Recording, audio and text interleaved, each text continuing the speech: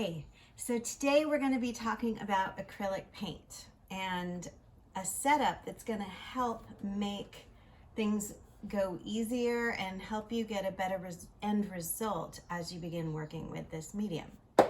Now, just to explain what I have going on here in this setup, I have both my palette pad and my well palette. I like using a palette pad when mixing smaller amounts of color, but if you are, say, laying in a background or something where you're going to be using a larger amount of paint, I still like using this little well palette, which has been a very versatile tool for us so far this semester.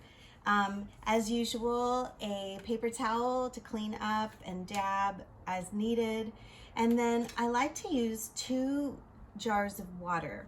Reason being is one can be for cleaning your brushes, the other one for mixing. So as you start cleaning your brushes, obviously your water is going to get really gray, and sometimes it can be interesting to add a gray into your paint to complicate the color. Other times you're going to want to keep the color pure, so it's kind of nice to have a separate jar of clean water. Another thing that I sometimes use when I'm using acrylic is a spray bottle. So acrylic paint is responsive to water until it dries. Once it dries, it becomes plastic, as many of you have probably experienced. So to keep your paint wet as you're working, sometimes you can mist it with a little bit of just plain water in a spray bottle set to the finest mist you can.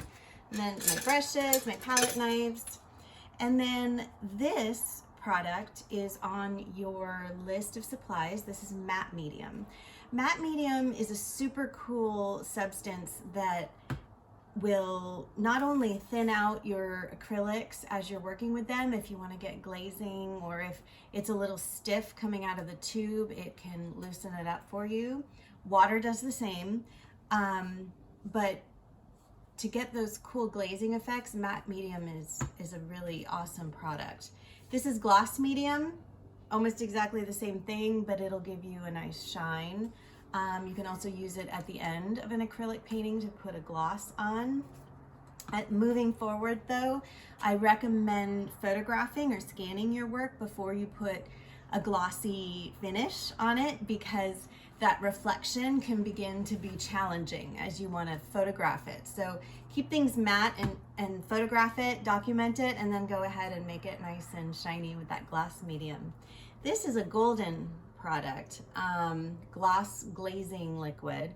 Works similar to the gloss medium, but it actually has a it's called slow drying extender for acrylic colors.